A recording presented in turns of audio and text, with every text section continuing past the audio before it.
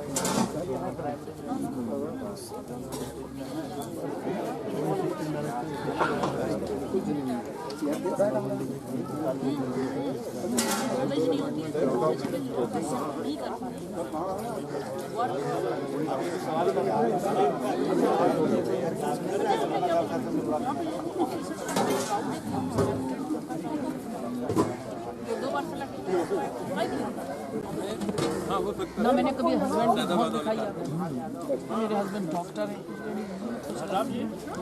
हमारी आइडेंटिटी हमारी अपनी है, हमारा अपना काम है, हमारी आइडेंटिटी।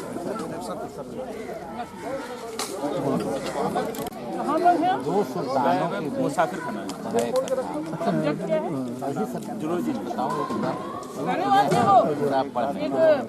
पढ़ूंगा। मुसाफिर खाना जूलॉजी में कौन थे? हाँ हाँ, उन्हीं के स्थान वो गर्ग सर थे जिन्होंने अपनी कुर्सी कब शुरू किया नौकरी के लिए? 2013 में। और अनुराग घर में सब सही है? बच्चे बच्चे कितनी बड़ी है? 2 साल की हो गई है। ये हमारे साथ फैजाबाद में खुद लंबी नौकरी की है, उसी वक्त शादी।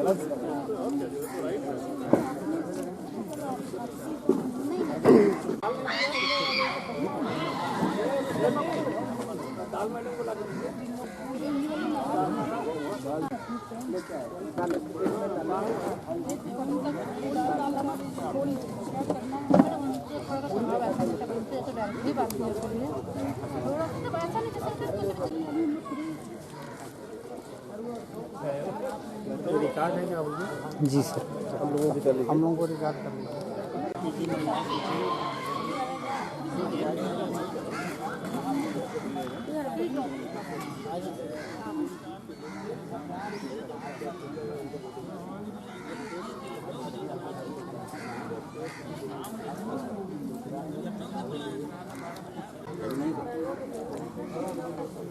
यूनिवर्सिटी में इतना पता है अक्सर क्या करें, परीक्षा वगैरह तो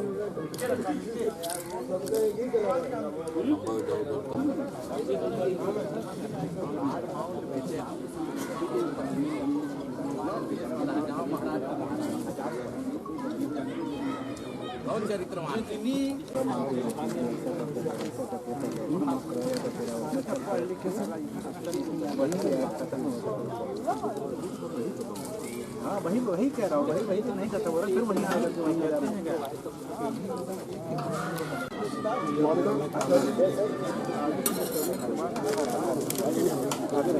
अच्छा, लेकिन एक ये आपको मैं शायद पीसीबी से देखा था, तो मैं हमारे सेक्रेटरी बने, सबसे हमारा संगठन वो बना था। अच्छा, ये बन गया, क्या नाम है? सेक्रेटरी धीरे। अच्छा, तो मुझे बहुत चर्चित रखते थे सारा जो। हाँ, क्योंकि मुझे लगा कि हमें लगा आनंद सबसे परिचय होगा था, आनंद कुमार कोटकर। हाँ हाँ हाँ, ये थोड़ा साइड।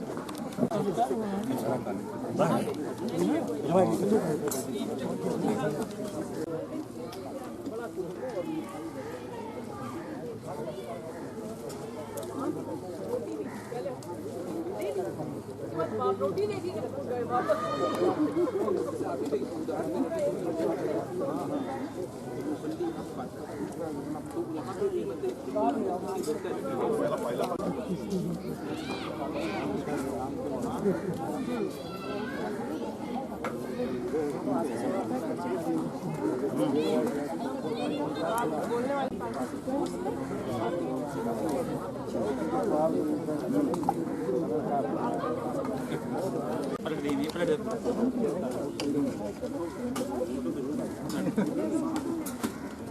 एक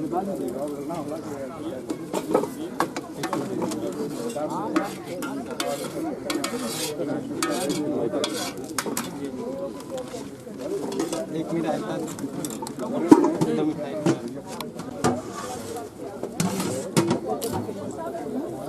नेपाल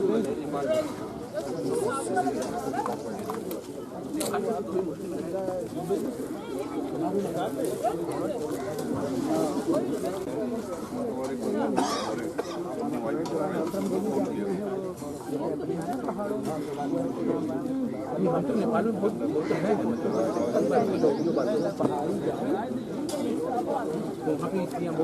भारत में भी इस तरह काम तो करती है,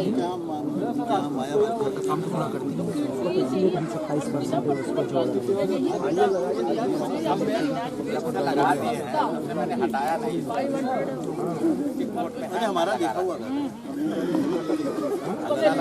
उदासीन वगैरह रहते हैं सब। अभी टिकट नहीं था वो मेरा बचपन पूरा वहीं निकला और आज भी उन लोगों से पूछ लीजिए बता देंगे। बस ना उसी घर में उस डूबे दिखे 2010 में परचेज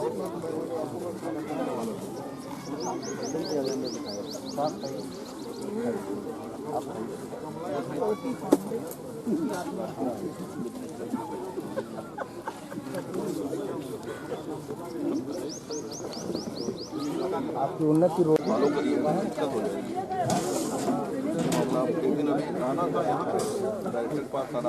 सर ओके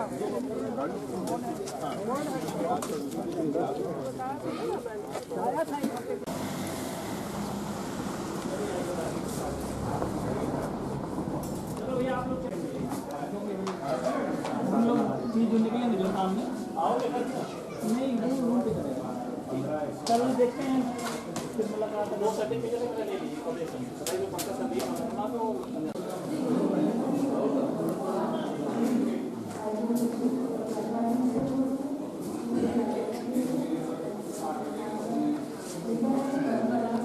तो सब बेकार हो जाता है।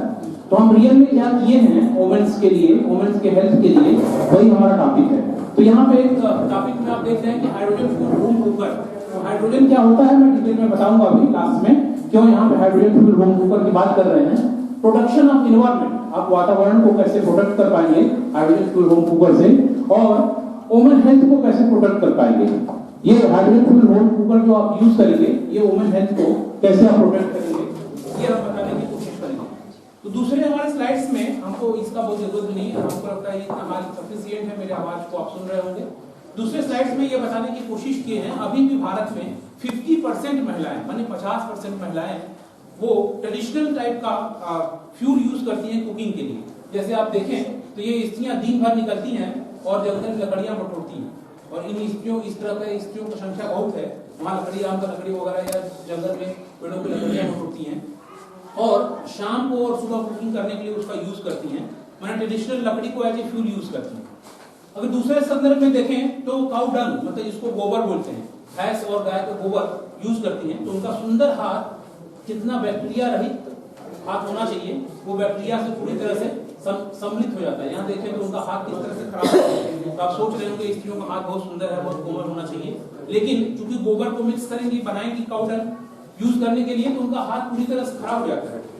आप उन स्त्रियों को जाकर देखने की कोशिश करें तो उनका हाथ पूरी तरह से बैक्टीरिया से भरा होता है। अगर वो खाना जो खाती हैं, वो पानी भी पीती हैं, तो वो बैक्टीरिया जो गोबर मतलब एक तरह का मल है एक जानवर का, जो निकल के मतलब बाहर चला जाना चाहिए, लेकिन उसको क्या करती है मिक्स करके उसको फ्यूल के रूप में यूज करने के लिए, मतलब कुकिंग फ्यूल के रूप में यूज करने के लिए इस तरह का मतलब भी बनाती हैं, उसको कोहरी और चिपरी भी बोलते हैं। तो इस तरह से औरतें बनाती हैं, यहाँ ले जाती हैं, और फिर अगर इस तरह के ट्रेडिशनल फ्यूल को, माने आम का लकड़ी हो, पत्ती हो, कोयला हो, या जो भी ट्रेडिशनल फ्यूल है, गोबर हो, इसको अगर यूज करते हैं आप खाना बनाने में, तो इस तरह से हाइड्रोकार्बन का इमिशन होता है, CO2 का इमिशन होगा, कार्बन मोनोऑक्साइड का इमिशन होगा, जो कि एक स्लो पॉइजन है, आप धीरे धीरे करके उसको इनहेल करते हैं, तो ढेर सारे समस्याओं को लेके आते हैं। भारत में स्त्री कमजोर है, ये सब लोग बात करते हैं, कमजोर इसलिए हैं क्योंकि इस तरह का फ्यूल यूज करके उनका पूरा का पूरा आर्गन, माइक्रो आर्गन सिस्टम आदमियों से कमजोर हो जाता है। अगर आप तुलना करेंगे, इसको बोलते हैं इन हाउस पॉल्यूशन, माने घर के अंदर पॉल्यूशन हो रहा है। और वो इनहेल कर रहे हैं, उनको खाना बनाना ही बनाना है। अभी आपको हम एक स्लाइड दिखाएंगे कि यहाँ पे 95% महिलाएं खाना बनाती हैं, चाहे वो प्रोफेसर की वाइफ हो या डीएम की वाइफ हो। अगर 2 प्रोफेसर हैं, हस्बैंड वाइफ, मेरे डिपार्टमेंट मतलब यूनिवर्सिटी में ही, नाम नहीं डिस्क्लोज करूंगा, यूनिवर्सिटी में ही, तो जब प्रोफेसर और उनकी वाइफ दोनों प्रोफेसर हैं, घर पे लौटते हैं तो प्रोफेसर साहब से छुट के इस पे सोफा पे बैठ जाएंगे, बोलेंगे एक कप चाय बना के ले आओ, थोड़ा पिया जाए। तो वहां खाना कौन बनाएगा? फीमेल बनाएगी, स्त्री बनाएगी। ये सिचुएशन है, रियल ट्रूथ है। तो अगर वहां तो ट्रेडिशनल फीड यूज नहीं कर रहे हैं, मैंने खाना बनाने के लिए इस तरह का लकड़ी या इस तरह का मतलब गोबर से बना हुआ चीजें यूज नहीं कर रहे हैं, लेकिन अगर हम आगे देखने की कोशिश करेंगे कि अगर इस तरह का हम फ्यूल यूज करते हैं तो ये आप देखेंगे टॉक्सिक रेसिपी है इसमें पूरा। जब आप मतलब कोई भी लकड़ी है निकालते हैं, वो आपके ह्यूमन हेल्थ के लिए अच्छा नहीं है। ह्यूमन हेल्थ के लिए कौन सा गैस अच्छा है? केवल ऑक्सीजन। नाइट्रोजन भी ठीक नहीं है। नाइट्रोजन भी अगर आप इनहेल करेंगे, अभी गुजरात में आप एग्जांपल सुने होंगे, एक नर्स नाइट्रोजन सिलेंडर से अपने आप को नाक में लगाई और मर गई। तो आपको जीवन जीने के लिए, बेहतर लाइफ के लिए ऑक्सीजन जरूरी है। जितना भी लकड़ी को बर्न करें, चाहे काउ डंग को बर्न करें, वो सब टॉक्सिक एलिमेंट्स निकलता है। तो और ये मतलब मिलियंस ऑफ वुमेन्स के लिए, केवल मतलब भारत में नहीं, पड़ोसी राज्यों में भी और ढेर सारे गरीब देशों में, अफ्रीकन महाद्वीप के महिलाओं के लिए भी ये यूज करती हैं। और ये पूरी तरह से टॉक्सिक है, जो उनकी जो लाइफ स्टाइल है या उनके जीवन को बेहतर बनाने के बजाय बहुत ही दूषित कर देता है और उनका एज भी कम कर देता है। ये ढेर सारी चीजें हैं यहाँ पे जो मतलब आप फ्यूल के रूप में यूज करते हैं, यहाँ पे दिया गया है। इसको डिटेल्स के बारे में हम नहीं बताएंगे, बस ये बताने की कोशिश करेंगे कि अगर हम इस तरह का फ्यूल यूज कर रहे हैं तो यह लगभग 2.7% मतलब ग्लोबल डिजीज बर्डन है। माने अगर जितनी भी बीमारियां हैं उसमें 2.7% ये बर्डन है, इस तरह से बीमारियां फैल रही हैं। और दूसरे बीमारियों का भी कारण है, जैसे फॉर एग्जांपल के रूप में आप हाइड्रोकार्बन इस तरह से बर्न कर रहे हैं, घर में महिलाएं बर्न कर रही हैं, तो उनका लंग्स खराब होगा, उनका गला खराब होगा, उनका ब्रेन खराब होगा। तो जब आप घर में जाएंगे तो संबंध भी बिगड़ेगा। लेकिन जो मतलब पुरुष है, पुरुष प्रधान समाज है यहाँ पे इंडिया में और दूसरे देशों में भी, ढेर सारे देशों में नहीं है, मैं उसका भी उदाहरण दूंगा। तो वो ये सोचता है कि मतलब ये क्यों मेरे में चिल्ला रही, जबकि उसका ये कारण है कि दिन भर एक्सपोज की। अभी बताने की कोशिश करूंगा, एक स्त्री लगभग घर में 8 घंटा एक्सपोज होती है हाइड्रोकार्बन इमिशन से। तो 8 घंटा एक्सपोज की और आप बाहर टहल के आए, बाहर की चीजों को देख के आए, वो स्त्री घर में भी काम कर रही है। कामकाजी महिलाओं की बात मतलब यहाँ पे हो रही है। कामकाजी महिला हम सबको मानते हैं, हमारे दृष्टिकोण से जो घर में महिला है वो भी कामकाजी है। अभी बात भी हो रही थी, पहले स्पीकर भी बोल रहे थे, बच्चों को संभालती हैं, खाना बनाती हैं, सारी चीजों को करती हैं, कपड़ा साफ करने में हेल्प करती हैं, तो वो इक्वली काम कर रही है। और आप मतलब उस पैसों को लाने में के लिए काम कर रहे हैं। अगर मान लीजिए खाना बनाने वाला को नहीं हो तो आप कुकिंग के लिए कुछ रखेंगे, किसी को सफाई के लिए रखेंगे, कपड़ा साफ करने के लिए रखेंगे, कहीं देंगे आप कपड़े को ड्राई क्लीनिंग में, तो आप पैसा वहां दे रहे हैं ना। तो महिला भी जो घर में है, मतलब कोई जॉब नहीं कर रही है, मैंने जॉब सो कॉल्ड जॉब, जिसको बाहर जाके काम नहीं कर रही है, घर में भी है, तो वो इक्वली काम करती है। ऐसा नहीं कि वो काम नहीं कर रही है। उनके बीच क्या समस्या है, इस पे भी हमको गहराई से सोचने की जरूरत है। और उनके बीच जो समस्या है, उनके हेल्थ का इशू जो लेकर के है, ये आपका जो हाइड्रोकार्बन इमिशन हो रहा है घर में, इन हाउस पॉल्यूशन, ये बहुत डेंजरस है। पॉल्यूशन में कार्बन मोनोऑक्साइड आप जानते हैं, स्लो पॉइजन, ये मतलब ऐसा गैस है कि आपको लगेगा ही नहीं कि हम कुछ ले रहे हैं, आपको श्वसन में कोई प्रॉब्लम भी नहीं होगा और धीरे से आप स्वर्ग से जा जाएंगे, माने मर जाएंगे। ठीक है, कई लोग आप एग्जांपल भी देखे होंगे कि जाड़े के दिनों में गोरी जला करके सो जाते हैं और सुबह पूरा फैमिली मरा हुआ होता है। इसीलिए क्योंकि जाड़े के दिनों में बाहर ठंडे हो जाते हैं, तो जो कार्बन मोनोऑक्साइड गैस है बाहर नहीं निकलता और अंदर पूरा फैला रहता है। आप इनहेल करते हैं, वो आपको कोई प्रॉब्लम क्रिएट नहीं करता है, स्लो पॉइजन है, और वो इनहेल करने से आपकी जो इम्यूनिटी पावर है खत्म हो जाती है और कार्बन डाइऑक्साइड बॉडी में बढ़ जाता है और मर जाता है। आपको पता ही होगा कि मरे और जिंदा आदमी में केवल एक ही डिफरेंस होता है कि जिंदा आदमी में ऑक्सीजन 95% से ऊपर होगा, मरे आदमी में ऑक्सीजन 95% से नीचे होगा, माने 75% होगा। बॉडी में CO2 का फॉर्मेशन होता है और जब CO2 का फॉर्मेशन हो जाता है तो आपके जो भी माइक्रो ऑर्गन्स हैं, फॉर एग्जांपल लंग्स है, हार्ट है, वो काम करना बंद कर देते हैं। तो मरे आदमी और जिंदा आदमी में केवल यही डिफरेंस होता है। तो ये गैसेस जो हैं वो वही गैसेस हैं जो डेंजरस गैसें हैं, जो कि मतलब कि हम घर में प्रोड्यूस कर रहे हैं, ये हाइड्रोकार्बन इमिशन से। अब दूसरा मतलब आपके दिमाग में बहुत अच्छा मतलब फैसला होगा, हम तो एलपीजी यूज करते हैं, कोई प्रॉब्लम नहीं। तो एलपीजी के संग कई तरह का इशू है। ग्रामीण इलाके में एलपीजी के लिए इस तरह से लंबी लाइन लगानी पड़ती है और कई कई लोग जानते भी होंगे जो ग्रामीण इलाकाओं से संपर्क रखे होंगे यहाँ पे विद्वानगढ़, वो जानते होंगे कि एलपीजी ढोने में 5-10 किलोमीटर जाना पड़ता है, क्योंकि एलपीजी वितरण गाँव में नहीं होता, जहाँ पे ठीक से रोड ही नहीं। तो ये समस्या के साथ साथ तो एलपीजी भी आप बर्न करते हैं तो वहां पे भी कार्बन होता है, वो भी हाइड्रोकार्बन ही है। हम दूसरे स्लाइड्स में बताने की कोशिश करेंगे। एलपीजी में बेसिकली प्रोपेन होता है, ब्यूटेन होता है, पेंटेन होता है। तो यहाँ पे आप देखने की कोशिश करेंगे C3H8 मैंने कार्बन इज देयर, यहाँ C4H10 यहाँ भी कार्बन है। अगर आप देखेंगे तो इनका मतलब 50-50% यहाँ पे उसका फार्मूला, केमिकल फार्मूला इस तरह से देखने की कोशिश करें तो यहाँ भी कार्बन है। तो जो लोग ये सोच रहे होंगे कि एलपीजी तो प्योर क्लीन है, एलपीजी उतना ही डेंजरस है जितना CO2 डेंजरस है। एलपीजी कहीं से भी मतलब नहीं है, आपको दिखता नहीं है, मतलब कार्बन धुआं नहीं दिखेगा नहीं, लेकिन उसका भी आप जब इनहेल करते हैं कार्बन, तो ये कार्बन बंद करके CO2 ही फॉर्मेशन बनाता है। अगर देखने की यहाँ कोशिश करें तो ये एक चार्ट बन के बताया हुआ है।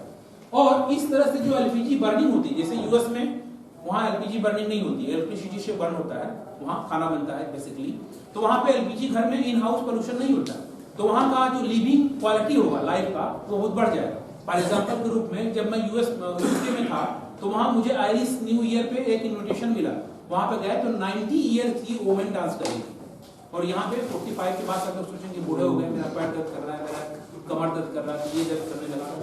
और आई एम 100% श्योर जो यहाँ पे अगर 40 वुमेन होंगी वो सब बीमार है, कोई ना कोई बीमारी होगी। आप बैठ के सोचिएगा, आप मतलब अभी कह सकते हैं हम बीमार नहीं है, एकदम ठीक है, एकदम सुंदर है, क्या दिक्कत है, लेकिन आप जाके घर में बैठ के सोचिएगा हम क्या बोल रहे थे।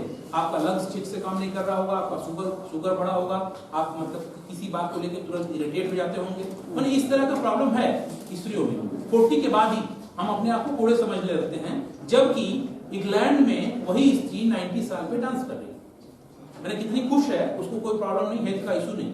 और अभी यहाँ पे जो स्त्री हैं उनका जो मरने का उम्र है वो 56 ईयर है लगभग एवरेज, कुछ थोड़ा बड़ा इधर उधर हो सकता है, लेकिन वही जब इंग्लैंड की स्त्रियों की बात करेंगे तो 74 ईयर है। और उस मोमेंट पे औसत आयु को 1 वर्ष 2 वर्ष बढ़ाने में हालत खराब हो जाती है। तो 74 वर्ष औसत आयु है इंग्लैंड की स्त्री का, जापान की स्त्री का, अमेरिका की स्त्री का, यूरोपियन कंट्री की स्त्री का, और यहाँ पे स्त्रियों का स्थिति है 56 ईयर।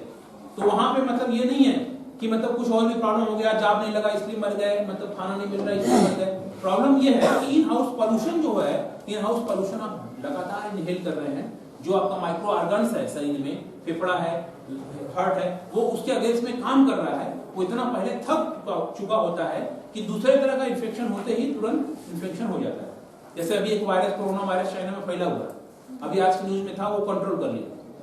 लेकिन अगर यहाँ पे कोरोना वायरस अगर आ जाएगा, हालांकि मौसम यहाँ ठीक है, फैलने का संभावना बहुत कम है, मैं आपको डरा नहीं रहा हूँ, तो यहाँ पे कई हजार लोग सीधे सीधे मरेंगे, क्योंकि यहाँ पे सबका लंग्स कमजोर है, सबका हार्ट कमजोर है, उसके अगेंस्ट में मतलब इन्फेक्शन बहुत तेजी से फैलेगा। तो अब अगर इस चार्ट को देखें तो इंडिया में हालत बहुत ही खराब है। देखिए यहाँ पे सबसे अधिक मतलब इस तरह के इन हाउस पोल्यूशन से लोग मर रहे हैं, और यहाँ पे अफ्रीकन महाद्वीप और अपोर्स मतलब यहाँ पे मैक्सिको है, उसके नीचे मतलब कुछ देश है यहाँ पे अभी भी इस तरह के काउ डंग और मतलब लकड़ी वगैरह जला के खाना बनाते हैं, इन हाउस पोल्यूशन होता है। तो इंडिया का सिचुएशन बहुत ही खराब है, बहुत भयावह है। तो हमको इस पे विचार करना चाहिए कि हम क्या करेंगे इस तरह से स्थिति देखें। तो जो लोग ये कह रहे थे कि मतलब कि एलपीजी में कार्बन नहीं होता, एलपीजी में कार्बन होता है। अगर कुछ लोग ये भी सोचते हैं कि CNG is good things, CNG अभी चल गया, बनारस में भी सीएनजी बहुत तेजी से चल रहा है, दिल्ली में भी सीएनजी बहुत तेजी से चल रहा है। तो अगर सीएनजी में क्या होता है देखने की कोशिश करेंगे तो सीएनजी मेथेन होता है, नथिंग इज मेथेन, CH4, तो वहां पे भी कार्बन है। तो दिल्ली के सुप्रीम कोर्ट मतलब सुप्रीम कोर्ट ऑफ इंडिया, हालांकि किसी नेता ने मतलब सीएनजी को लागू नहीं किया था, सुप्रीम कोर्ट का यह आदेश था कि सीएनजी को लागू करिए, दूसरे देशों में चल रहा है। तो सुप्रीम कोर्ट के आदेश से मैंने यहाँ पे भी सीएनजी लागू हो गया, बनारस में भी और कई क्षेत्रों में भी सीएनजी धीरे धीरे आ रहा है। लेकिन सीएनजी में भी कार्बन है, अल्टीमेट सोल्यूशन नहीं है, सीएनजी में भी कार्बन होगा। अगर तुलना करें सीएनजी कंटेंट से और एलपीजी से, तो यहाँ पे जो नेचुरल गैस है सीएनजी, यहाँ पे एनर्जी कंटेंट थोड़ा कम है। तो अगर सीएनजी आप यूज करें तो खाना बनाने में बहुत टाइम खर्च होगा, तो एक्सपोजर टाइम माने कार्बन कंटेंट कम है लेकिन आप एक्सपोज ज्यादा हो जाएंगे। तो कुल मिला के सीएनजी अगर भी यूज करें घर में कुकिंग के लिए, तब भी आपके हेल्थ के लिए बहुत बेहतर नहीं होगा, क्योंकि उसका एनर्जी कंटेंट देखें तो यहाँ बहुत कम है, 1/3 है लगभग। तो 1/3 होने की वजह से आपको टाइम ज्यादा देना पड़ेगा, कुकिंग में टाइम ज्यादा देना पड़ेगा तो सब गड़बड़ हो जाएगा। तो अब ये वही चार्ट बता रहा है कि इस तरह के इन हाउस पॉल्यूशन से कितने तरह की बीमारियां हो रही हैं और कितना लोड है। तो आप देख रहे हैं कि अस्थमा से लेके टीबी से लेके लंग कैंसर से लेके ढेर सारी बीमारियां, जो टोटल बीमारियां में इनका इस तरह से रेशियो है जो आप घर में इन हाउस पॉल्यूशन से एक्सपोज हो रहे हैं। और इसमें 95% फीमेल है। ये पता नहीं चलता, मतलब आपको लगेगा नहीं, लेकिन आप एक्सपोज होकर के ढेर सारी बीमारियों को अपने आप इकट्ठा कर रहे हैं। तो ये बहुत ज्यादा डेंजरस है इन हाउस पॉल्यूशन। तो अगर ये देखने की कोशिश करें, मतलब यहाँ पे तो 95% कुकिंग डेवलपिंग कंट्री में डन बाय वुमेन, ये आप स्वीकार भी करेंगे, शायद सभी घरों में ऐसा हो रहा है। और women carry the burden of cooking in the home. आप देख रहे हैं कि मतलब 95% औरतें कुकिंग कर रही हैं और कुल मिला जुला के सुबह शाम मिला जुला के चाय भी बना रहे हैं, बीच में स्नैक्स भी बना रहे हैं, तो 8 आवर पर डे एक्सपोज हो रहे हैं। आप इस तरह के हाइड्रोकार्बन इमिशन से 8 आवर पर डे एक्सपोज हो रहे हैं और इससे आपका हेल्थ लगातार डाउन हो रहा है। ठीक है, तो इस चीजों को कैसे हम मतलब रिड्यूस करें। अब आप बोलेंगे शहर की स्त्रियां नहीं एक्सपोज होंगी, आप देखेंगे ये शहर की स्त्री है, ये भी एक्सपोज हो रही है एलपीजी जला के। ये ग्रामीण इलाके की स्त्री है, मतलब जो ट्रेडिशनल कुकिंग सिस्टम यूज कर रही है, लकड़ी वगैरह कम हो रहा है, मतलब ईयर उनके जीने का, स्वास्थ्य लाइफ अच्छी जिंदगी जीने का संभावना कम हो जाता है, उनका स्वास्थ्य ठीक नहीं रहता। तो अब ये वही बता रहा है, डेथ रेट वगैरह बता रहा है, एक डाटा है जो कि मतलब टाइम थोड़ा कम है इसलिए वो सब नहीं बता रहे हैं। श्रीलंका में भी आप देखें कि मतलब 4300 एनुअल डेथ होता है। श्रीलंका जैसे छोटे टापू जैसा देश में 4300 लोग मर जाते हैं लगभग इसी इन हाउस गैस पॉल्यूशन से। तो ये बहुत डेंजरस है हमारे लिए, पड़ोसियों के लिए। और ये रिपोर्ट भी है, यहाँ पे आप देखें जो हम बताने की कोशिश कर रहे थे कि अभी भी 49% मतलब जो पीपल यूज कर रहे हैं फार फूड, 8.9% पाउडर। तो आप देखेंगे एलपीजी बहुत कम है, 28.6%। अभी आपको लग रहा है कि सब लोग मतलब एलपीजी यूज कर रहे हैं, ऐसा इंडिया में नहीं है। एलपीजी सब जगह नहीं मिल रहा है क्योंकि एलपीजी बाहर से खरीदा जा रहा है और उसका दाम भी बहुत सस्ता नहीं है। तो गरीब लोगों को अगर सिलेंडर आप दे भी तो भरवा नहीं पाएंगे, कुछ 6 किलोमीटर जाना पड़ेगा लेने के लिए, जाहिर है। तो वो बहुत डेंजरस है। तो अभी यहाँ पे ये कह रहा है, यहाँ पे कहीं हम लिखे हैं कि 15 वर्ष बाद परंपरागत ईंधन पे लोग निर्भर हैं और ये हमारा क्या कर रहा है कि आयु को कम कर रहा है। इस न्यूज में ये बताने की कोशिश किया है कि अगर हम इस तरह से हाइड्रोकार्बन इमिशन हम इनहेल करेंगे तो हमारा आयु लगातार कम हो रहा है और सब लोग बेहतर जिंदगी जीना चाहता है। तो इसका मतलब ये है कि हमें इस तरह के हाइड्रोकार्बन इमिशन जो इन हाउस होता है वो आपको पता भी नहीं चलता, उसको कम करना पड़ेगा। तो यहाँ पे लिख रहा है कि मतलब बीमारियों का मतलब जड़ है। एक तरह से आप देखें कि जो बीमारी का जड़ है फीमेल के लिए स्पेशली वो इन हाउस पोल्यूशन है और ये पता नहीं चलता है, तो ये डेंजरस है। अब ये और भी मतलब चीजों को इफेक्ट करता है, जैसे एग्रीकल्चरल प्रोडक्शन को इफेक्ट करता है और पॉल्यूशन बढ़ने की वजह से हमारा प्रोडक्शन रेट कम हो रहा है। कृषि उत्पादन के क्षेत्र में भी गड़बड़ी कर रहा है, बाढ़ वगैरह अन समय बाढ़ आ रहा है। तो अब देखें ये पेपर्स हैं ढेर सारे, तो direct effect of the health conventional cooking, जो आप कन्वेंशनल कुकिंग करते हैं एलपीजी वगैरह का, तो यहाँ पे ये दे रहा है कि आपके हेल्थ को ये डायरेक्ट इफेक्ट करता है। तो LPG is also not safe, CNG is also not safe. जो आप मतलब हाइड्रोकार्बन्स यूज कर रहे हैं, लकड़ी कर रहे हैं, काउडंग कर रहे हैं, कोयला कर रहे हैं, ये सब अनसेफ है। तो अब हम सोल्यूशन कहाँ पे होगा, तो सोल्यूशन हमको यहाँ पे है, तो इसको हम बताने की कोशिश करेंगे, ठीक है ना। तो ये एक हाइड्रोजन है एलिमेंट, आप सब लोग जानते होंगे, शायद कुछ लोग ना जाने तो हमें माफ कर दीजिएगा, कि सबसे हल्का एलिमेंट है, ठीक है ना। हमको लगता है मतलब 6-7 में पीरियोडिक टेबल आता है, तो पीरियोडिक टेबल का पहला नंबर का एलिमेंट यही है, हाइड्रोजन, ठीक है ना। ये हाइड्रोजन है। अगर आप कंपेयर करें कोल से, माने पेट्रोलियम से, एलपीजी से, सीएनजी से हाइड्रोजन को देखें, तो ये नीला वाला हाइड्रोजन, यहाँ पे कार्बन है, यहाँ पे नीला वाला कार्बन बनाया है, और ये मतलब कि H है जो रेड वाला है। तो आप देखें हाइड्रोजन में कोई कार्बन नहीं है, H2, there is no carbon. और जितने भी हाइड्रोकार्बन फ्यूल है, आप कोल को देखें तो कोल में तो लगभग पूरा कोयला ही रहता है, कुछ हाइड्रोजन बॉन्डिंग रहती है बाहर उसको स्टेबल करने के लिए। पेट्रोल में भी ढेर सारा कोयला ही रहता है, कुछ हाइड्रोजन रहता है। एलपीजी में भी कार्बन है और सीएनजी में भी कार्बन है, लेकिन हाइड्रोजन में कोई कार्बन नहीं है, कंप्लीटली कार्बन फ्री। आप किसी तरह का हाइड्रोकार्बन इमिशन स्त्री लोग नहीं ले पाएंगी, तो उनका लाइफ क्वालिटी बढ़ेगा, उनका हेल्थ अच्छा होगा। हाँ, फाइट वाइट नहीं करना है, आप ऐसा टेक्निक्स डेवलप करिए। अमेरिका, हाँ सुन लीजिए बात, अमेरिका ने, जापान ने, इंग्लैंड ने ऐसा टेक्निक्स डेवलप कर दिया कि सारे लोगों का, स्त्रियों का, पुरुषों का जीवन स्तर ऐसे ही उठ गया, है ना। तो हमको जीवन स्तर को उठाना है, मतलब साइंस एंड टेक्नोलॉजी का यूज करना है। जैसे अभी क्या है, मतलब कि ट्रैफिक रूल लगाइए, सब पुलिस लगाइए, पुलिस का कोई बात ही नहीं मानता, पुलिस को पकड़ घसीट के लेके चले जाता है। वही साइंस एंड टेक्नोलॉजी का यूज करिए, कैमरा लगाइए, उनके यहाँ पेनल्टी भेज दीजिए, सब लोग अब रेड लाइट जलेगा तो खड़े हो जाएंगे। बनारस में भी रेड लाइट लागू हुआ है, सब लोग खड़े हो जाएंगे। उसके पहले पुलिस बेचारा हाथ देता था, कई लोग रस्सी लगा के रोकते थे, लेकिन रस्सी भी चढ़ा देते थे, क्योंकि ऐसे लोग हैं। नहीं, अभी क्या हुआ, कैमरा लग गया, टेक्नोलॉजी का यूज हुआ, तुरंत मतलब उनके नंबर को गाड़ी नंबर नोट किया, तुरंत SMS भेज दिया, 1000 जमा कर दिया, क्रॉस कर दिया तुम रेड लाइट। अभी क्या हो गया, दूसरे दिन से मतलब कोई नहीं, खट से मतलब रेड लाइट में तुरंत रुक जाएगा। तो साइंस एंड टेक्नोलॉजी का यूज करके पूरे सोसाइटी को इस तरह से डेवलप करना है कि वहां स्त्री है, पुरुष है, इस तरह की चीजें खत्म हो जाए। तो अगर ये हाइड्रोजन फ्यूल होम कुकर लाएंगे, आपका स्वास्थ्य ऐसे बहुत बढ़िया हो जाएगा। तो आप बढ़िया से मतलब बातचीत करेंगे, पुरुषों से फाइट करेंगे, मतलब झगड़ा नहीं करना। तो उसको दूर करने के हाइड्रोजन फ्यूल कुकर बहुत इंपॉर्टेंट हो सकता है। इसमें क्या दिक्कत है, इसमें दिक्कत ये कि हाइड्रोजन जब बर्न करेगा तो इसकी फ्यूल इफिशियंसी बहुत ज्यादा है और ये इनविजिबल है, ये दिखाई नहीं देगा। तो जैसे मान लीजिए आपको दिखाई नहीं देगा तो आपको पता नहीं चलेगा कि वो जला है कि नहीं, तो हाथ लगेगा तो तुरंत बंद कर जाएगा। तो ये एक समस्या है, इस समस्या को थोड़ा दूर करने के लिए हम लोग इस पे कुछ काम किए।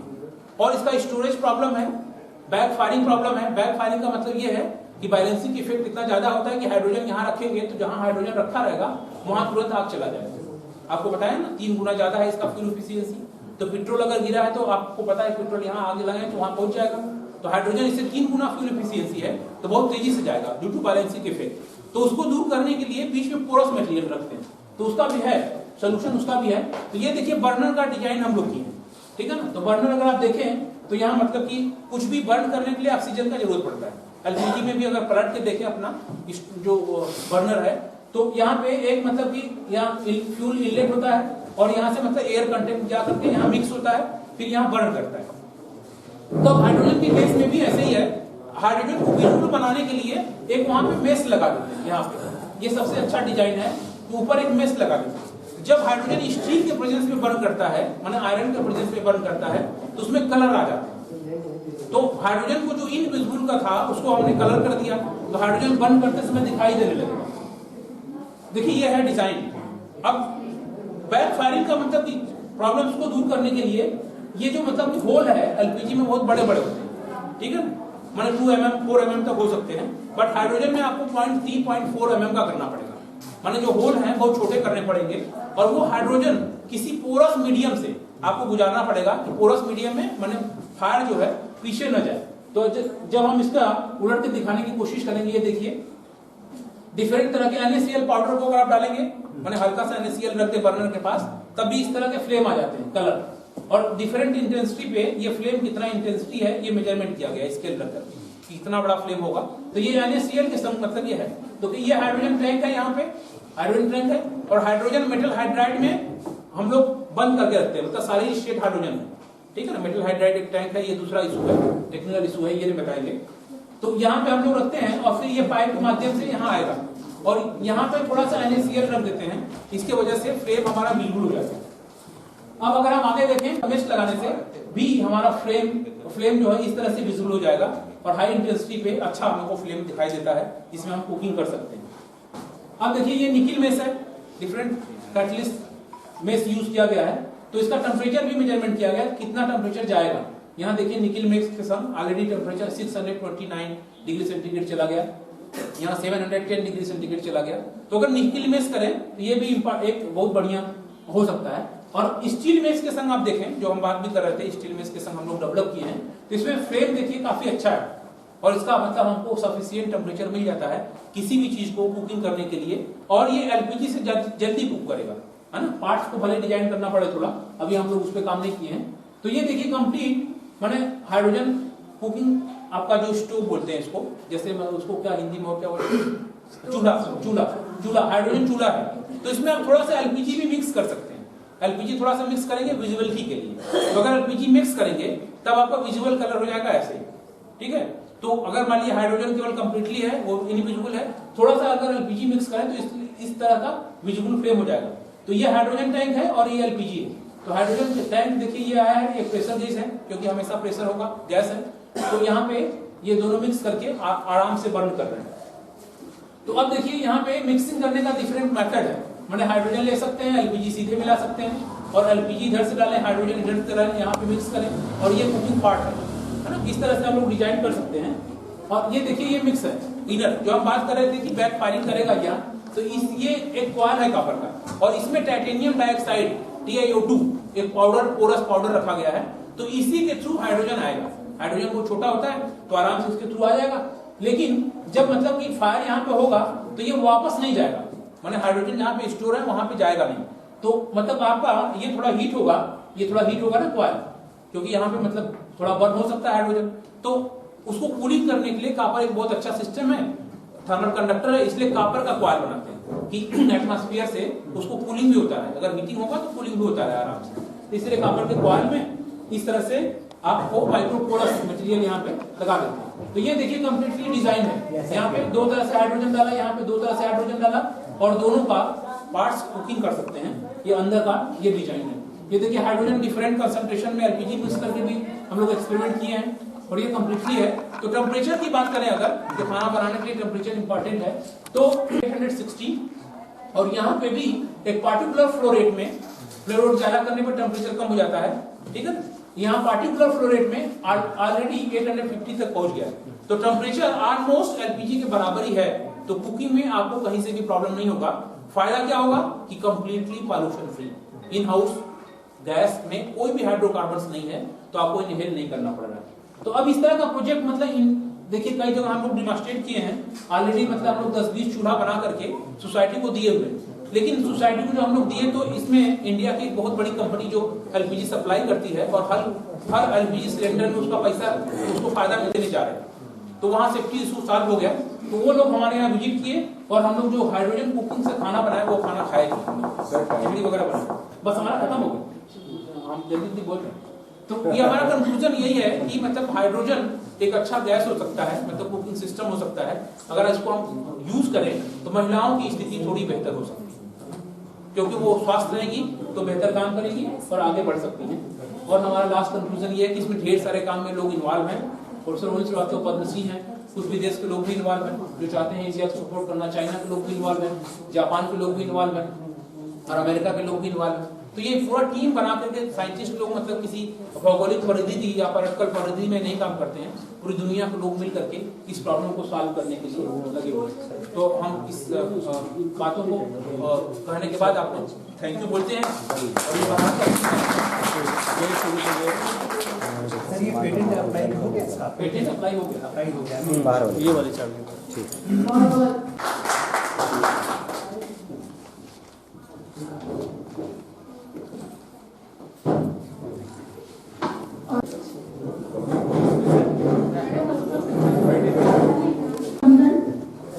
इस संगोष्ठी की संयोजिका डॉक्टर वर्षा रानी जी, जो मेरी अनुजा जैसी भी हैं, बहुत बड़ा नहीं सकती, इसलिए मैं आज यहाँ पर हूँ।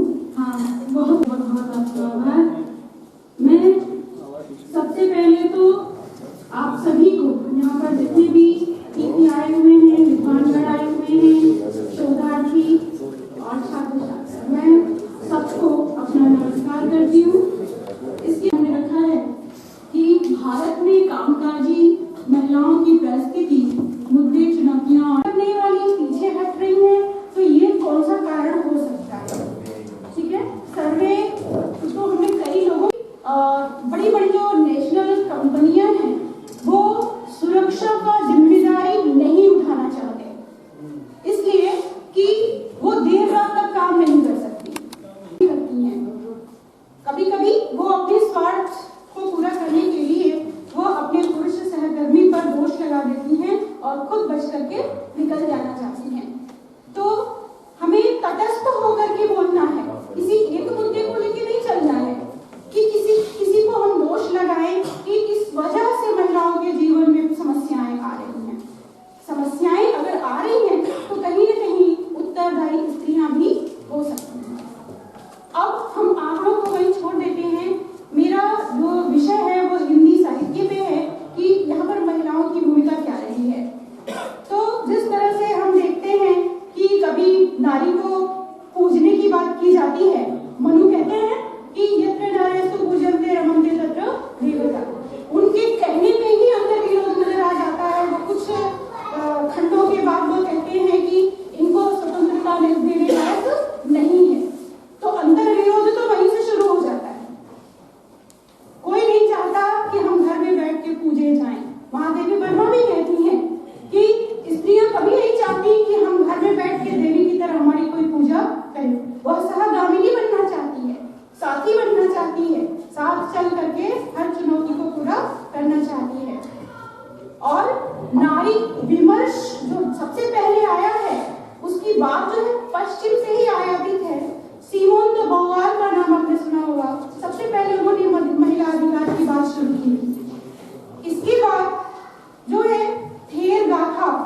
आपका जो है बौद्ध भिक्षुणियों की जो मन स्थिति है या जो उनके ऊपर जो गुजर रही थी स्थिति, उनका उद्गार खेड़ी गाथा के रूप में आता है।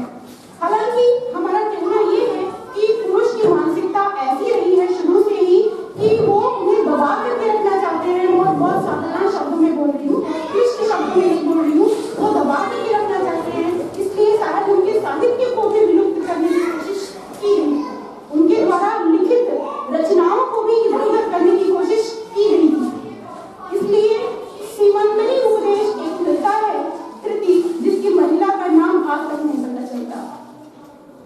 तो हम तो इसी निष्कर्ष पे पहुंचेंगे कि ऐसी कौन सी परिस्थिति थी जिसकी वजह से उस महिला ने अपना नाम छुपा करके रखा था। यानी कोई डर होगा, कोई भय होगा जिसकी वजह से उसने अपने नाम को छुपा करके रखा। फिर ज्यादा दूर न जाते हुए हम महादेवी वर्मा की श्रृंखला की कड़ियों का नाम लूंगी कि उन्होंने अपनी इस रचना के माध्यम से जो महिलाएं हैं, जो अपने अधिकारों को जानते हुए भी चुप चुप बैठती हैं, उनको उन्होंने उद्गारने का प्रयास किया। साथ ही साथ हम आगे के समय में देखते हैं जब स्वतंत्रता हमें मिल गई तो स्वतंत्रता मिलने के बाद जो है महादेवी वर्मा और सुभद्रा कुमारी चौहान से लेकर के बहुत ढेर सारी महिलाएं एकजुट होकर के हिंदी साहित्य में आगमन करती हैं। उसमें मन्नू भंडारी है, कृष्णा सोबती है, मैत्रेयी पुष्पा है और भी अन्य लेखिकाएं भी हैं जिनका नाम अभी दिमाग से स्लिप कर रहा है। लेकिन इन लोगों ने एक समूह बनाया और जिस तरह से महिला को अपने घर में ही तमाम तरह की विकृतियों, चुनौतियों और समस्याओं का सामना करना पड़ रहा था और वो निकल करके बाहर आना नहीं चाहती थी, इन पर उन्होंने लिखना शुरू किया। लेकिन जो हमें नहीं लगता कि कोई ऐसा विषय है जिस पर इन्होंने नहीं लिखा, उसकी वजह से इनके ऊपर कुछ आक्षेप लगाए गए हैं। वो आक्षेप मैं आपके सामने रखना चाहूंगी। वो आक्षेप ये है कि राजेंद्र यादव हंस के जो सीमित यथार्थ है। सीमित यथार्थ मतलब अपने घर की चार दीवारी में रहती हैं, घर की ही बात करती हैं, उसके आगे कुछ नहीं सोच पाती। हम पूछते हैं आपसे कि ऐसा क्यों? इसके जिम्मेदार आप भी तो हो सकते हैं। यदि आप उन्हें चार दीवारी से बाहर निकलने ही नहीं देना चाहते तो वो बाहर की बातें कैसे सोचेगी? ये मेरा अपना कहना है। साथ ही जो आरोप है मैं वो सारा आपको पढ़ करके बताऊंगी कि इनके लेखन में केवल भावुकता है, केवल नीरसता है, केवल जड़ता है। ये बाहर की चीजों को समझ नहीं पाती और पुरुष वर्ग इनके लेखन को पसंद नहीं करता, क्योंकि जब भी ये लिखती हैं, आज भी लिखती हैं, तो वो अपनी प्रस्तुतिकरण के लिए या अपने लेखिका होने के लिए पुरुष की तरफ देखती हैं, मतलब सहयोग की आकांक्षी है। तो बुरा क्या है? अगर सहयोग की आकांक्षी है तो बुरा क्या है इसमें? क्यों? क्योंकि समाज में स्त्री और पुरुष दोनों की बराबर की भागीदारी है। तो कोई कर्ज पर लेकर के आती हूँ क्योंकि अब यहाँ पर मिल गई है चेतावनी। तो मेरा कहने का मतलब ये है कि केवल सीमित लेखन नहीं है। अगर ऐसा होता तो आप कृष्णा सोबती का नाम सुने होंगे।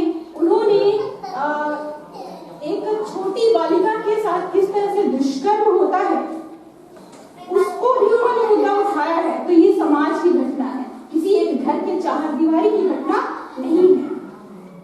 निर्भया हत्याकांड हुआ तो वो एक समाज का मुद्दा है जिस पर कविताएं लिखी जा रही हैं। और जो पुरस्कार मिले उनको वो घर की चार दीवारी के चीजों के लिए नहीं मिले बल्कि समाजोन्मुखी होने के लिए मिले। कभी वो नोबेल पुरस्कार पाती हैं तो कभी कुछ पाती हैं। तो ऐसा नहीं कहा जा सकता कि उनका लेखन केवल व्यक्तिगत है। आज भी कुछ लेखिकाएं हैं जो लिख रही हैं, जैसे कि BHU के दर्शन विभाग में एक है श्रुति पांडे जी।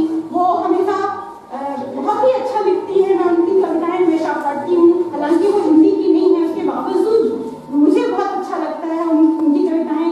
वो कहती हैं कि आप काम भी करिए, काम करने के साथ साथ अपने अधिकारों की बात भी करिए। चुनौतियां हैं, निश्चित रूप से हैं, लेकिन आपको मिलजुल करके उसको हल करना है। कहती है कर्तव्यों के साथ सहेजो तुम अपने अधिकार, कर्तव्यों के साथ सहेजो तुम अपने अधिकार, नहीं तिलांजलि दो स्वप्न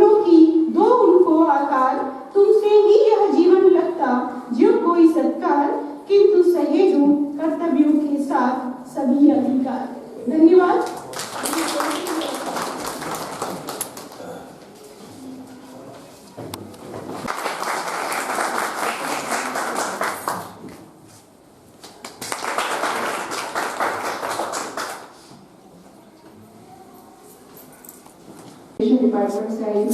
डॉक्टर साधना श्रीवास्तव को आमंत्रित करती हूँ, वे आए और अपना शोध पत्र, अपने विचार इनवाइटेड लेक्चर के रूप में प्रस्तुत करें। Thank you ma'am. समय का अभाव है और समय की बाध्यता भी है, तो मैं अपनी बातों में काफी स्लाइड्स आई थी, लेकिन अब मैं अपनी बातों को संक्षेप में रखना चाहूंगी। और मैं साधना श्रीवास्तव, पत्रकारिता में संचार में असिस्टेंट प्रोफेसर। और बात यहाँ पे मैं सीधे मुद्दे की करती हूँ। सर मैंने महिला की ना पुरुष की, उन्होंने बात की थी सिर्फ महिला सामर्थ्य की। मैम कि उसके बाद हम संयोग के साथ चले, तो इसके साथ मैं अपनी बात शुरू करती हूँ। बातों को करने के मैं चाहूंगी। मुश्किल है बड़ा ये सफर कांटों से भरा, पग पग टूटे हौसला घर का, घर से निकले तो है आंखों में सपने तो है, कैसे ढूंढे रास्ता। तो ये साथ में महिला को मनाते को बता दें, जिस पे मैं चर्चा नहीं करूंगी। और अब मैं थोड़ा सा अपने बारे में बताना चाहूंगी। मैं थोड़ा सहयोग से एक सरसरी इलाका बस क्लिप्स को निकाल दीजिए। मैं पिछले 25 सालों से लेखन कर रही हूँ, 1993 से, और आज भी मुझे एक मंजिल की तलाश है, एक नाम की तलाश है, और यहाँ आना मेरे लिए सबसे बड़ी चुनौती थी। धन्यवाद दूंगी मैं वर्षा मैम का, जब मैंने सेमिनार कॉन्फ्रेंस ग्रुप में ये टॉपिक देखा और मैंने ये कहा कि इस मंच से जब बात कामकाजी महिलाओं की हो रही है, अगर हम लोग एक महिला के साथ नहीं खड़े होंगे तो उन चुनौतियों की बात कैसे सफल होगी। मैं गोरखपुर में रिफ्रेशर कोर्स कर रही थी, मैं कल आई हूँ, मैंने सिर्फ 2 दिन में अपना रिसर्च पेपर तैयार किया, लेकिन बात यहाँ पे सिर्फ ये थी कि ये मंच तो नहीं है, ये मंच तो नहीं है, चर्चाओं का एक सफर है। और मेरा सिर्फ इतना कहना है, चर्चा होती रहनी चाहिए, चिंगारियां जरूर चलेगी, आग तो जरूर लगेगी और रोशन होगा एक दिन ये जहां। तो बातों की संक्षिप्तता के साथ मैं अपनी साइड पर सफर दिखाना चाहूंगी, जो कि मेरे 25 सालों का सफर है और आपका समय मैं बहुत कम लूंगी। ये आप देख सकते हैं, ये 21 साल पुरानी 2016 में थी, यानी कि अब ये 20 साल पुरानी। बातों को मैं बहुत संक्षेप में रोचकता के साथ कह रही हूँ कि समय भी ना जाए और आप ये देख सके। ये सिर्फ मेरा एक परिचय है। ये ऑनलाइन ब्लॉग्स, रेडियो से इतना काम करने के बाद भी कोई मुझे नहीं जानता, ये मेरी एक चुनौती है। लेखन और इसके बारे में ज्यादा बात नहीं करूँ क्योंकि मैडम सारा कह चुकी, मेरे जो सहयोगी हैं। मैं सिर्फ इस स्लाइड पर रोकना चाहूंगी और लेखन के संक्षेप में बात करना चाहूंगी कि पहले अगर आप इस चित्र को देखेंगे तो महिलाओं की समस्या तुरंत आपको नजर आ जाएगी। पहले बात होती थी विवाह की, आज बात होती है घरेलू हिंसा की। पहले साहित्य में दहेज कहा जाता था, आज तलाक पे बात होती है। पहले विधवा विवाह की बात होती है, आज विवाहिता संबंधों की बात होती है, एक्स्ट्रामैरिटल अफेयर की बात होती है लेखन में। पहले बाल विवाह, प्रेम विवाह की बात होती है, तो आज महिलाएं एक तरफा प्यार करती हैं। इसके बाद प्रेम विवाह की बात होती है, तो आज महिला की चुनौतियों पर बात होती है। और शिक्षा की समस्या पहले थी, तो आज मुद्दा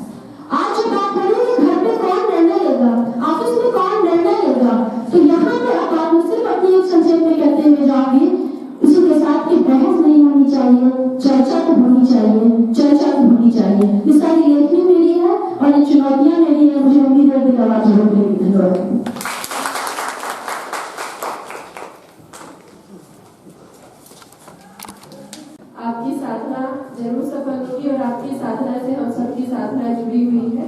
हम सब आपके साथ हैं और आप हमारे साथ हैं। मैं प्राचार्य महोदय से अनुरोध करूंगी कि आप हमारे मेडिकल लेक्चर है इन्हें स्मृति देकर सम्मानित करें। मैं डॉक्टर भावना सिंह मैडम से अनुरोध करती हूँ। डॉक्टर मायावती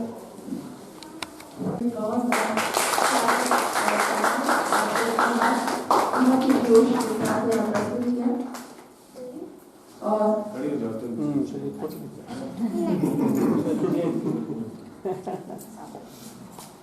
आइए आपका वक्तव्य सुनने को हम सब आते हैं। Thank you, ma'am. Thank you, Principal sir. Beautiful galaxy that you have gathered here and interacting the intellectual property of the nation.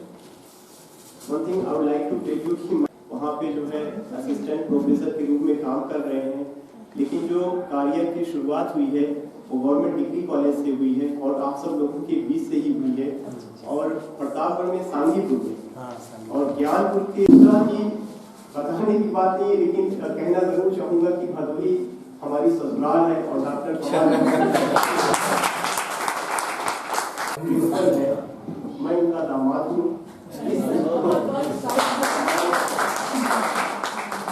कलाम है, गजल है, अपना गम लेने कहीं और न जाया जाए, अपना गम लेने कहीं और न जाया जाए, घर में बिखरी हुई चीजों को सजाया जाए।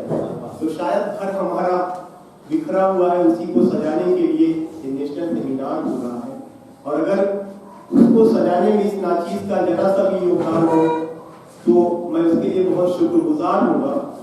निदा फाजली कहते हैं अपना गम लेने कहीं और न जाया जाए, घर में बिखरी हुई चीजों को सजाया जाए, उन चिरागों को हवाओं का खौफ नहीं, उन चिरागों को हवाओं का खौफ नहीं, जिन चिरागों को हवाओं से बचाया जाए, बाग में जाने के आदाब हुआ करते हैं, यूं न किसी तितली को फूलों से बुलाया।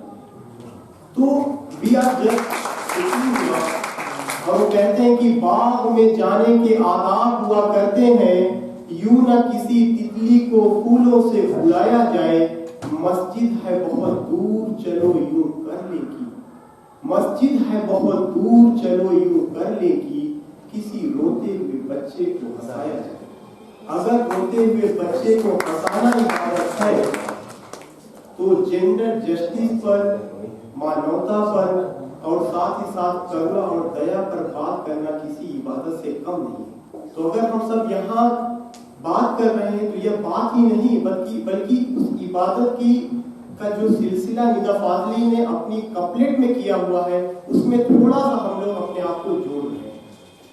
और हमने ज्यादातर जो काम किया gender justice work place security को लेके किया, जिसमें थर्ड जेंडर पर मैंने काम किया। थर्ड जेंडर पे रिसेंटली अभी मेरी बुक जर्मनी से लैम्बर्ट पब्लिकेशन से आई।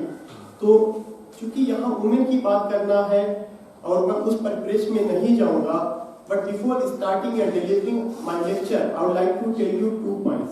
जब भी आप इसको जिस भी फ्रेम से देखेंगे उस फ्रेम में एक वर्ड जरूर आएगा, वो होगा gender. There are 2 words, one is gender and second is sex. अगर इस पार्टिकुलर चीज को हम समझ लेते हैं तो हमारी बहुत सारी चुनौतियां इन्हीं 2 शब्दों में ही क्या हो जाएंगी, सॉल्व हो जाएंगी। सबसे पहला चीज कि हमें समझना जरूरी है कि sex is a biological phenomena. हम जिस रूप में हैं, शमीम अगर हम हैं, अगर हमें शमीम नाम रखा गया तो इसका मतलब मैं लड़का था, लड़के का एक जो नाम रखा गया, उसका एक अपनी आइडेंटिटी जब उसने जन्म लिया तो खुदा ने, कुदरत ने, ईश्वर ने उसको एक आइडेंटिटी ऑलरेडी दे करके जमीन पर भेजी। उसको और किसी आइडेंटिटी की मोहताज नहीं था। वह आइडेंटिटी उसका क्या है, बायोलॉजिकल फिनोमेना है। अब बीइंग आइदर मेल और फीमेल, एक पर्सपेक्टिव है। दुनिया में आप कहीं पर भी चले जाइए, हमारे जैसे जो है लोग जो होंगे जो अपने आप को मेल कैटेगरी में रखते हैं, इसलिए मेल कैटेगरी में रखते हैं बिकॉज गॉड ने उनको ऐसा बनाया, इसलिए वो अपने आप को मेल कैटेगरी में, जो भी उसका एनाटॉमी जिसको कहें, शारीरिक बनावट, फिजियोलॉजी जिसको कहा जाता है। दूसरा शब्द जो होता है वह आपका किससे रिलेटेड है, that is the gender. Gender जो है that is a sociological and cultural phenomena. Sociological and cultural phenomena, सामाजिक और सामाजिक के साथ साथ सांस्कृतिक। हम आदमी हैं, हम आदमी के रूप में रहे, लेकिन उसके बाद जैसे ही हमने समाज में जन्म लिया, तुरंत का तुरंत जो है क्या हुआ, एक स्ट्रक्चर तैयार कर दिया गया, तुम्हें ये कपड़ा पहनना है, तुम्हें ऐसे चलना है, तुम्हें ऐसे देखना है। तो हमारी जो परवरिश होती है वो जेंडर मेंटालिटी में होती है, और उस जेंडर मेंटालिटी में होने से ही वहीं से ही क्या होता है, सेपरेशन शुरू हो जाता है। मैं बहुत हल्की सी बात मैंने जो भी बातें कही कि जो चैलेंजेस हैं, उन चैलेंजेस को आप कहीं पर ना करिए। कहा जाता है अगर क्वालिटी एजुकेशन देंगे तो सारी की सारी चीजों में सुधार आ जाएगा। एजुकेशन सारी चीजों का कहीं ना कहीं एक तरह से सुधार करता है, लेकिन आप ये सोचिए कि जिन बच्चों को, हम सारे लोगों के बच्चे प्ले ग्रुप में पढ़ते हैं, जब हम लोगों की एजुकेशन होती थी, आप स्कूल करिकुलम देखिए, उस स्कूल करिकुलम में हमेशा एक फोटो बनी रहती है, राम स्कूल जाता है, सीता झाड़ू लगाती है। सवाल ये उठता है कि अगर जब हम ऐसा फोटो जो है, जो बच्चा प्ले ग्रुप में है, जब उसके सामने दिखाएंगे कि राम स्कूल जाता है, सीता झाड़ू लगाती है, तो सीता क्या है, representative of the female world. इसका मतलब मेंटालिटी मैंने बच्चे की वहीं से परवरिश करना शुरू कर दिया कि एक लड़की का काम झाड़ू लगाना है, राम ने टाई पहन ली, कोट पहन लिया, और उसके बाद बालक हमने कहा भेजना शुरू कर दिया, वहां पे भेजना शुरू कर दिया। तो एक पॉइंट जो स्कूल करिकुलम है वहां पे जरूरी है कि इस जेंडर जो फोबिया है, जो जेंडर प्रॉब्लम है, वहां पर हम अटैक करें। दूसरा पॉइंट आता है कि एक कविता पढ़ाई जाती थी, उठो लाल अब आंखें खोलो, पानी लाई मुंह खोलो। हम सब लोगों को पढ़ाया जाता है लाल माने बेटा, क्यों नहीं कहा गया उठो बिटिया आंखें खोलो, पानी लाई मुंह खोलो? क्योंकि बेटे का प्रेम जो था, जो वात्सल्य था, चाहे वह माँ के प्रति रहा हो, चाहे फादर के प्रति रहा हो, वह हमेशा जो है क्या रहा है, कहीं से भी अगर देखा गया तो यही सोचा गया कि बेटा ही हमारी जनरेशन को पढ़ाने वाला है, उसको ज्यादा इंपॉर्टेंस दिया गया। तीसरा चीज जो है, एक और पोएम बहुत पहले पढ़ाई जाती थी जिसमें कहा जाता था, बंदर वाला बंदर लाया, बंदर के संग एक बंदरिया, पहनी थी वह लाल कंगरिया, ठुमुक ठुमुक कर नाच दिखाती, मांग मांग कर पैसे लाती। ठीक है, बदरिया का काम, बदरिया ने क्या किया, डांस। बदरिया से क्या किया जाता, अर्निंग। मैं नहीं कहता वहां पे, लेकिन मेरा ऑब्जेक्शन स्कूल करिकुलम को लेकर के, जब मुझे छत्रपति साहू जी यूनिवर्सिटी में बुलाया गया इस चीज को लेकर के कि स्कूल करिकुलम में, मैंने कहा कि अपने यहाँ यूजी लेवल में, पीजी लेवल में भी ऐसा तो नहीं, लेकिन जेंडर बायस्ड करिकुलम हमने रखा हुआ है। वहां पर भी जरूरी है कि हम उस पर जो है गौर फिक्र करें कि क्या यह रियली में चैलेंजिंग है या नहीं। तो एक पॉइंट मैंने कहा सेक्स और जेंडर, दूसरा पॉइंट मैंने कहा कि वो कहीं ना कहीं उसका करिकुलम। तीसरा एग्जांपल मैं जो है आपको एक मूवी से दूंगा। जब आप जेंडर को लेकर के बात करते हैं तो जेंडर में कहा गया कि जितना भी बहादुरी का काम है वह सब के सब किसके खाते में आ गया, मैन के खाते में आ गया। आप मुझे ये बताइए कि हम सारे लोगों ने एक मूवी देखा होगा Krrish 3। In Krrish 3 Priyanka Chopra, a beautiful heroine, she is flying with the head of the balloon in the open sky. The balloon suddenly bust. गुब्बारा जो है, प्रियंका चोपड़ा गुब्बारे के माध्यम से आसमान में उड़ रही, गुब्बारा जो क्या हो जाता है, बस्ट कर जाता है, पैर में लेकर के नीचे उतर रहे। हम कहते हैं सारे पुरुष है, अगर हमारे में इतनी शक्ति, हम लोग एक बार एक्सरसाइज ऐसी कर ले, पता चल जाएगा हमारा पुरुषत्व कहाँ है। तो हम दिखाना क्या चाहते हैं, whether we are going to tell these things with the help of the movie या चाहे स्कूल करिकुलम होगा, उन सारी जगहों पर एप्रिसिएट उसी चीज को किया गया। साथ ही साथ एप्रिसिएशन के साथ साथ हम ये कहेंगे कि गुणगान उसी चीज का किया गया जो कि पूरी की पूरी किससे रिलेटेड थी, जेंडर, और जेंडर में मैन को सेंटर में रख करके ये सारी की सारी चीजें रखी गई। तीसरा सबसे इंपॉर्टेंट चीज, बस मैं एक चीज जरूर रखूंगा कि तीसरा इंपॉर्टेंट चीज कि जहां तक कॉलेज की बात है, कॉलेज में अगर हम ये बात करते हैं कि फीमेल टीचर मेल टीचर, तो यकीनन मानिए कि जो फीमेल टीचर है उनका कंट्रीब्यूशन, जैसे सर ने कहा सांस्कृतिक प्रोग्राम होते हैं, नवली सांस्कृतिक प्रोग्राम में प्रोफेसर चंद्रकला पांड्या बहुत बड़ी जो है स्कॉलर है, उन्होंने कहा कि अगर आप कहीं, खासकर मैं जो हमारी बहनें हैं जो टीचर, मैं उनसे एड्रेस करके कहूंगा, अगर आप कहीं इंटरव्यू देने जाइए, अगर आपसे पूछा जाता है कि फला टीचर का जो 30% पेपर है, आपका 25% पेपर ऐसा क्यों हुआ, तो आप जवाब दे सकते हैं मेरा 25 रहा, लेकिन उसके बीच में मैंने 2 बच्चों की जो परवरिश भी की, मैंने उधर 2 बच्चों की परवरिश भी की, मैंने उनको देखा, तो वो भी वर्क है। तो एक वर्क है पेड वर्क, दूसरा है क्या है, अनपेड। काम दोनों है, लेकिन जिससे मुद्रा आ रही है उसको काउंट किया जाएगा। वही औरत घर में काम कर रही है, उससे मुद्रा नहीं आ रही है, काउंट उसको नहीं हो रहा। लास्ट में मैं 2-3 लाइनें बस यही कहने जाऊंगा कि बशीर बद्र, वसीम बरेलवी की एक लाइन है कि थके हारे परिंदे जब बसेरों के लिए लौटे, थके हारे परिंदे जब बसेरों के लिए लौटे, सलीके से हुनरमंद शाखों का लचक जाना जरूरी है। चाहे मैं हूँ, चाहे वाइफ है, अगर हम सब काम करके आ रहे हैं तो आपस में एक शफकत कायम करना होगा, मोहब्बत कायम करना होगा, रेस्पेक्ट को कहीं ना कहीं जो है हमें लाना होगा। इन्हीं चीजों के साथ मैं अपनी बात को खत्म करता हूँ। थैंक्स।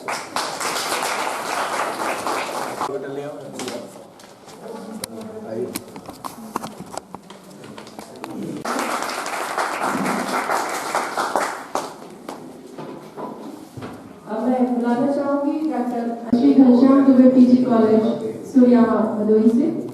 धन्यवाद। संचालन कर रही डॉक्टर आचार्य डॉक्टर मुरलीधर जी और हम लोगों के पुराने साथी हैं डॉक्टर एसबी सिंह जी। 2009-10 में ही इनसे मुलाकात हुई थी और इस संगोष्ठी में बुलाने का काम डॉक्टर ब्रजेश सिंह जी ने किया। मैं उनको धन्यवाद देना चाहता हूँ।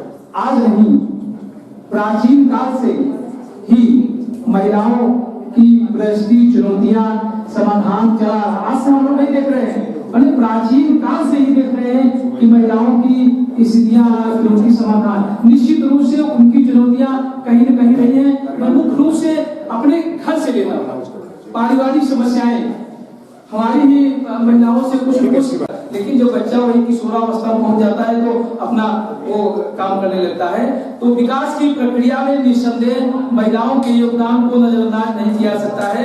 विश्व में आज बढ़ते विकास की प्रक्रिया को सतत विकास के नाम से जाना जाता है। भारत में महिलाओं की स्थिति से संबंधित समितियां, बहुत सारी समितियां बनाई गई। 1975 में अंतर्राष्ट्रीय महिला दिवस, लेकिन आज 1975 से लेके 2020 चल रहा है। हम आप सभी विद्वान बैठे हैं, हमेशा महिलाओं की चर्चाएं और चर्चा होती है कि हमारी महिलाएं सुरक्षित नहीं है, इनको हम 6 बजे शाम के बाद जो है वो घर से बाहर नहीं निकलने देंगे। क्यों नहीं सुरक्षित है? हमारे आप जैसे लोग कुछ न कुछ बाजारों में, घरों में, विद्यालयों में, कहीं भी आप समझ लीजिए कुछ न कुछ काम करते रहते हैं। हमारे तमाम आचार्य इलाहाबाद यूनिवर्सिटी के प्रोफेसर साहब आए थे, चले गए, तमाम विद्वानों ने चर्चा किया कि निर्भया कांड सबसे ज्वलंत मुद्दा है कि निर्भया कांड क्यों हुआ। निर्भया ही नहीं, बहुत सारे कांड हमारे देश में, हमारे प्रदेश में, हमारे जिले में हो रहे हैं, लेकिन हमको पता नहीं चलता है क्योंकि निर्भया कांड जो है वो चर्चा का विषय बना हुआ है। उनकी फांसी की सजा जो 3 तारीख को होना है, लेकिन बार बार उसमें जो है क्लेम दाखिल हो रहा है कि इनको ये छोड़ दिया जाए, ये अभी जो है इनकी उम्र नहीं पूरा हुई, नाबालिग है। अरे आप नाबालिग हैं तो क्यों ऐसा काम करते हैं? आपके दिमाग में मनस्थितियां कहां से आई यह सोचने के लिए कि हम जो है वो महिलाओं के साथ इस तरह का काम करें। और हम यहाँ पे कि जो घरेलू महिलाएं हैं वो कामकाजी नहीं मानते हैं कि आप घर में भोजन बनाती हैं, बच्चे की सेवा करती हैं, उसको नहीं मानते हैं। हम उस महिला को कामकाजी मानते हैं कि जो कहीं साव करके, कहीं नौकरी करके हमको पैसा देने का काम करती है। मैं एक उदाहरण बताऊंगा अपने ही जनपद, क्योंकि मैं इलाहाबाद जनपद का निवासी हूँ। एक शिक्षक है, मैं उनकी बात बताऊंगा, नाम नहीं बताऊंगा क्योंकि नाम किसी का देना अच्छी बात नहीं है। अब डॉक्टर प्रतिभा पाटिल जी, ऐसे बहुत सारे हैं कि देश में अपना नाम करने का काम किया। तो भूमिका को महत्वपूर्ण सामने आने वाले विद्वानों को विचार है कि एक व्यक्ति समाज में जो भूमिका निभाता है उससे उसका दृष्टिकोण प्रभावित होता है। एक महिला अगर अच्छा काम कर रही है तो उससे 100 लोग भी अच्छा काम करेंगे। अभी हम मिर्जापुर जनपद के जो है ये कामकाजी महिलाओं पे, मैं कसरवा गांव पे 300 परिवारों का स्वयं मैंने अध्ययन किया कि उनके यहाँ में जा के स्वयं मिलता था तो वो निश्चित रूप से अपनी समस्या बताती थी कि सर हमारी ये समस्या है, घर में तमाम प्रकार की समस्याएं हैं। तो समस्या तो आज से नहीं, हम प्राचीन काल से सुनते आ रहे हैं और कब तक सुनेंगे इसका भी कोई समाधान नहीं है। एक बल्कि पहले तो बहुत अल्प आयु में शादी हो जाती है तो उस समय तो दहेज नहीं था, लेकिन वर्तमान में सबसे ज्वलंत मुद्दा है कि दहेज। भाई दहेज हमको नहीं मिला, ये कौन सी बात आती है? भाई महिला तो मिली है ना, वो तो कामकाजी है ना, वो तो नहीं कुछ करेगी, कहीं रुपया पैसा नहीं कमाएगी तो घर में काम करेगी ना, घर के भोजन बनाएंगी, तमाम प्रकार के जो आपके कार्य उसको करेंगी। अभी मैं देखा कि एक तो सामने देखा कि प्राथमिक विद्यालय में मैडम है और दोनों पत्नी दोनों अध्यापक हैं और उनका छोटा सा जो चाइल्ड है, बच्चा है जो है, उसको जो है फलाना घर में देख जा रही है तो बच्चा कितना तेज चिल्ला रहा है। अब उसकी परवरिश हो पाएगी नहीं हो पाएगी ये कौन देख रहा है वहाँ कि हमारे बच्चे को सही रूप से दूध मिला कि नहीं मिला, या जो भी उसके पौष्टिक आहार है मिले कि नहीं मिले जो है। तो महिलाएं सदैव संघर्ष किया है, घर में नहीं अपने परिवार में हर जगह जाकर, इससे प्रवेश की बात आती है कि हम इस कॉलेज में लड़कियों का एडमिशन नहीं करेंगे, तमाम प्राचार्य भी लोग आए होंगे, लेकिन हमारे यहाँ जो है वो लड़कियों का प्रवेश नहीं होगा। अब बताइए कि कितने महिला कॉलेज हैं केवल लड़कियां वहां पढ़ेंगी। इसलिए कोई एजुकेशन जहाँ चल रहा है वहाँ प्राचार्य या जो भी हम लोग आचार्य हैं निश्चित रूप से वहाँ महिलाओं का एडमिशन हो, और यही नहीं हमको उनकी सुरक्षा भी देखना चाहिए। हम बड़े आंख से देख रहे हैं, लेकिन हम भी क्या करते हैं कि मुंह पीछे में लेते हैं कि हमसे क्या मतलब है। अगर हम सब आप ऐसे करने लगेंगे, चाहता हूँ कि मैं इलाहाबाद जनपद के शंकरगढ़ में कुछ महिलाओं की बात करना चाहता हूँ कि वो लकड़ी तो हमारे जितने विद्वान बैठे हैं सब जानते हैं कि लकड़ी क्या है। उसको लकड़ियां पेड़ से जो तोड़ती थी, जो छोटे छोटे पेड़ थे या किसी से वो खींच के जो है जो पकी लकड़ियां थी उसको तोड़ती थी और तोड़ के भोजन बनाने का काम। मैंने उससे पूछा कि क्यों आप लोग लकड़ियां इस तरह तोड़ती हैं? उन्होंने कहा कि सर जो है हम क्या करते हैं कि इससे भोजन बनाते हैं और अपने परिवार को चलाने का काम करते हैं। तो महिलाएं जो है निश्चित रूप से कामकाजी हैं, लेकिन कहीं कहीं एक समस्या हम लोग ऊपर भी कर देती है। कभी कभी जब वो बेहद नाराज हो जाती हैं तो हमारे ऊपर भी समस्या हमारे ऊपर जितने लोग यहाँ बैठे हैं वो अपने संघर्ष को हम लोगों के साथ निभाना शुरू कर देते हैं।